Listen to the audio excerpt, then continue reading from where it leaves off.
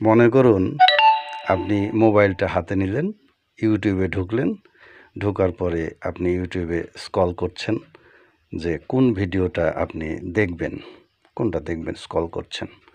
এমন সময় দেখলেন যে একটা ভিডিও এলো, নিচে লেখা আছে যে ঘরে বসে প্রতি মাসে ৩০ লক্ষ টাকা আয় করছেন পিঙ্কি। এবার ভিডিওতে দেখছেন যে হাঁসের খামার থেকে গাদা গাদা হাঁস এই পুকুরের মধ্যে ঝাঁপ দিচ্ছে, অনেক হাঁস।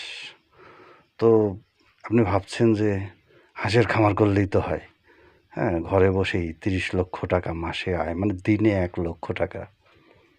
তো ভাবছেন আপনি যে হাঁসের খামার করা যায়, কিন্তু ভাবনার ওখানেই আপনার শেষ। আপনি কিন্তু ওইটা নিয়ে আর আগ্রহী হবেন না যে আপনি হাঁসের খামার করবেন। কারণ ভয় আসবে যে হাঁসের খামার করলে তো পিঙ্কি মাসে ৩০ লাখ টাকা আয় করছে ঠিকই, কিন্তু আমি তো মাসে ১ টাকাও আয় করতে পারবো না।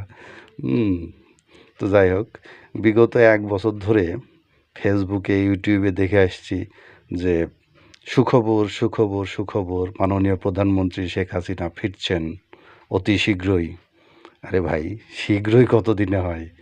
১ বছর ধরে তো শীঘ্রই শীঘ্রই শুনে শুনে দেখে দেখে মানে বিরক্ত হয়ে গেলাম।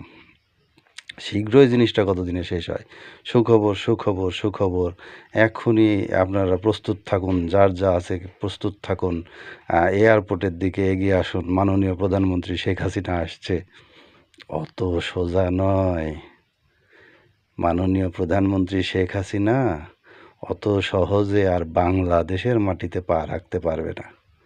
বাংলাদেশ এখন চেঞ্জ হয়ে গেছে, বাংলাদেশের প্রেক্ষাপট চেঞ্জ হয়ে গেছে। অনেক কাঠখড় পোড়াতে হবে, অনেক সময়ের ব্যাপার। যদিও ওনার অনেক বয়স হয়েছে, আমি সন্দিহান যে ওনার জীবদ্দশায় উনি আর বাংলাদেশের মাটিতে আসতে পারবেন বা রাজনীতি করতে পারবেন, সরকার প্রধান হতে পারবেন, এটা খুবই দুরূহ বিষয়।